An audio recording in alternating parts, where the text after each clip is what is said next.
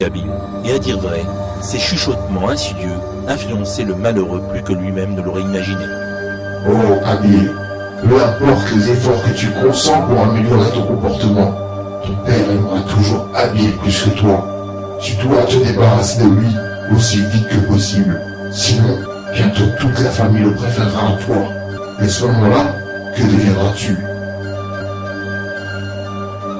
Un jour, le prophète Adam appela ses deux fils et les informa qu'ils auront très prochainement à dédier une offrande à Dieu pour lui exprimer leur gratitude infinie. C'était en fait un test pour déterminer l'intensité de l'amour divin que chacun des deux enfants d'Adam portait jusqu'au tréfond de son âme. Ainsi, chacun devait déposer sur un promontoire élevé, choisi par leur père, une part de leur dur labeur. Sans un moment d'hésitation, Abil choisit son meilleur mouton.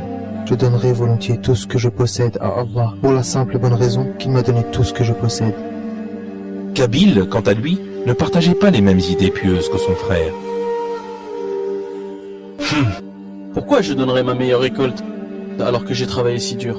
Mais si je ne lui donne pas quelque chose, Père va vraiment être déçu de ma conduite et on va une nouvelle fois me blâmer pour ma méchanceté.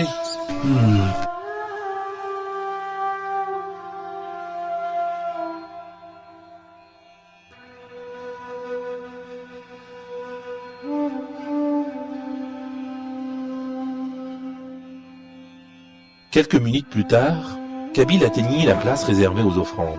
Et malgré des voix qui émanaient de sa conscience et qui l'enjoignaient à changer sa position inique en valorisant davantage son présent, il laissa des fruits pourris, en guise d'hommage au Créateur des cieux et de la terre. Hélas, il ne réalisait pas qu'Allah observe toutes ses actions et connaît toutes ses mauvaises intentions.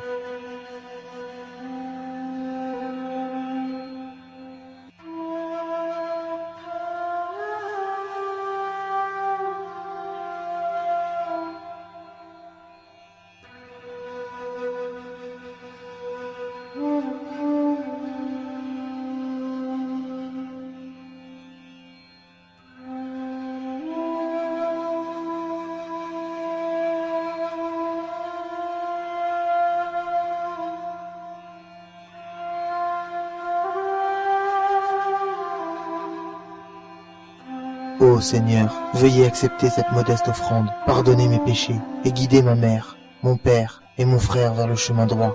Amin.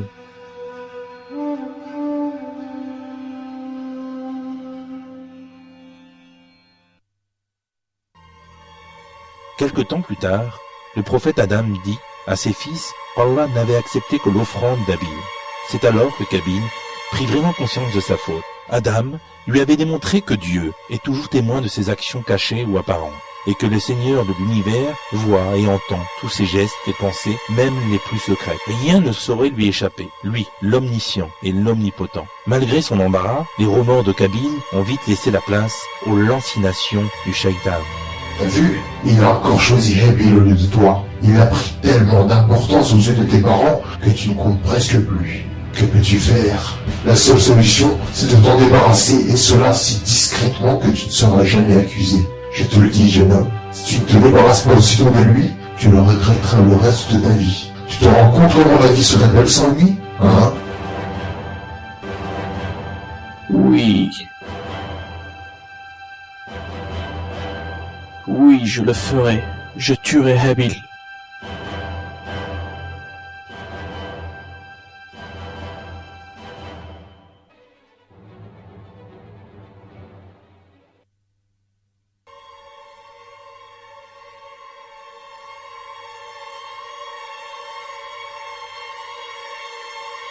Kabil, tu vas mieux? Ou est-ce que tu es encore préoccupé par ce qui s'est passé? Laisse-moi tranquille, fils à papa. Sinon, je vais te tuer. Me tuer? Kabil, ce n'est pas drôle. On ne doit pas s'amuser avec ce genre de choses. Et pourquoi tu tiens cette pierre dans ta main? Tu veux que je te dise? J'aurais dû me débarrasser de toi il y a longtemps. Es-tu fou? Est-ce que tu réalises ce que tu dis? Nous sommes des frères, les fils du fervent prophète Adam. L'aurais-tu oublié? Frère? Tu n'es pas mon frère. Tu es mon pire ennemi sur Terre. J'en ai assez de toi. Tu me rends toujours ridicule. J'en ai assez, tu m'entends? Je ne te comprends pas. J'ai toujours essayé d'être un bon frère du meilleur que j'ai pu. Même si tu tends ta main pour me tuer, je n'oserais jamais faire de même.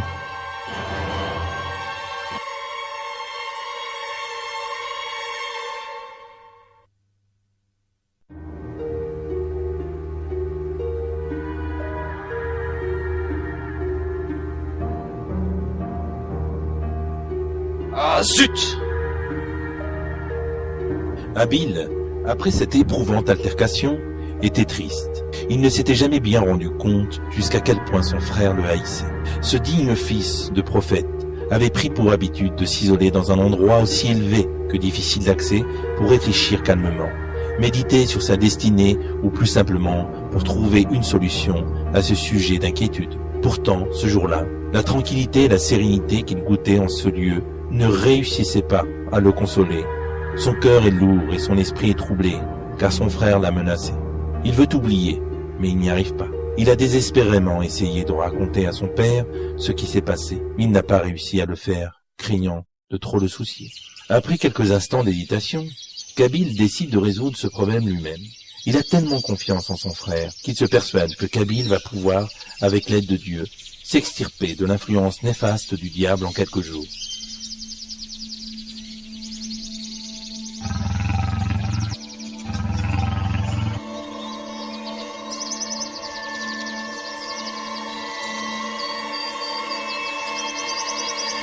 Tu as entendu ça, Kabil?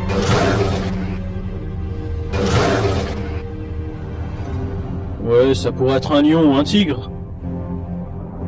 Ça pourrait être dangereux. Quoi? Ne me dis pas que le fils à papa est effrayé. Oui, un peu. On devrait peut-être se sauver avant qu'il soit trop tard. Arrête de trembler, détends-toi. L'animal peut passer par ici, et de toute façon, il est trop tard pour s'enfuir.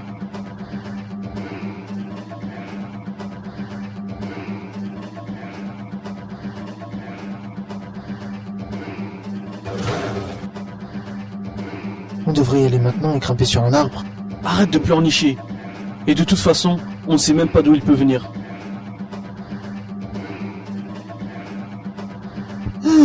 C'est un léopard. Il est seul, très bien. Maintenant observe et apprends comment on doit chasser sa proie. Père serait très fier de moi. Désormais, chaque animal dans la jungle tremblera quand il verra Kabil, le chasseur. Ne sois pas idiot, Kabil, c'est trop dangereux. Ah! Tu vas quand même pas essayer de me retenir.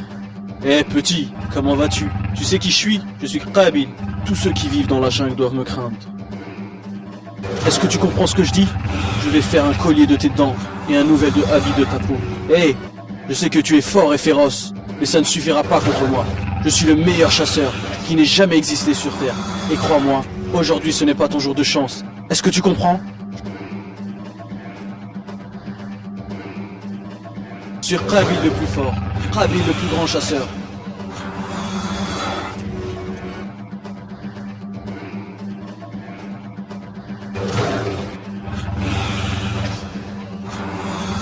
Ah!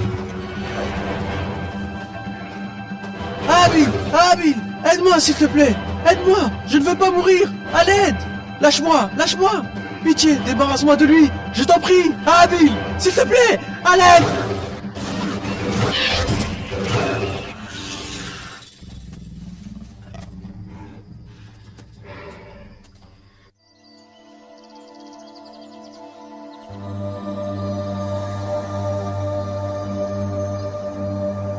Tu m'as sauvé la vie, Abil. Je te revaudrai ça un jour.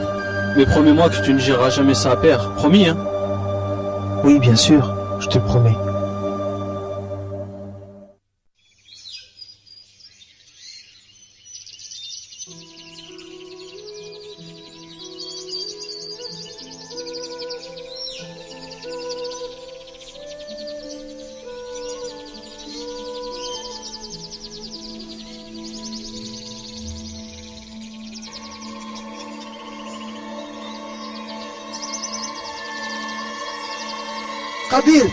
Kabil, aide-moi. Kabil, viens tenir le tronc, sinon je vais tomber. Kabil, s'il te plaît, aide-moi. J'ai besoin de toi, à l'aide. Kabil, s'il te plaît, aide-moi. Pour l'amour de Dieu, Kabil, aide-moi.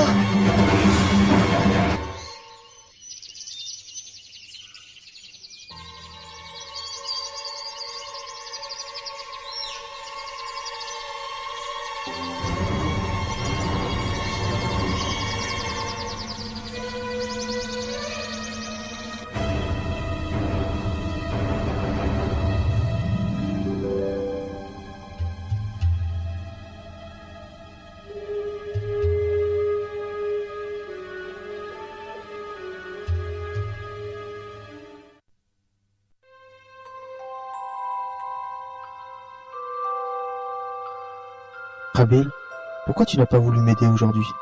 Est-ce que ta haine envers moi est si forte qu'elle te pousse à me laisser mourir? Non, non, je voulais t'aider vraiment, mais j'ai préféré que cette épreuve te serve de leçon.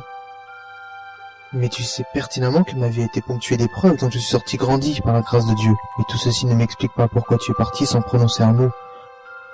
Ah, arrête de te comporter comme un bébé, même si tu étais tombé, tu ne serais pas mort. J'essaye toujours de t'aider et d'être auprès de toi quand tu as besoin de moi. Mais pourquoi ne fais-tu pas de même? Je prie chaque jour Allah pour qu'il puisse ôter ces pensées diaboliques de ta tête. De quoi est-ce que tu parles? Tu insinues que je mens?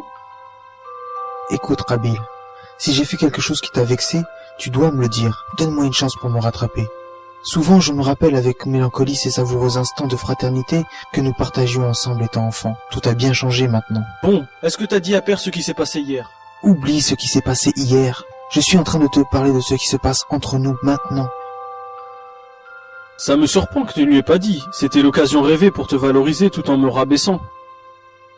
Me valoriser à tes dépens? Pourquoi tu dis ce genre de choses? Qabil Père nous aime tous les deux de la même façon.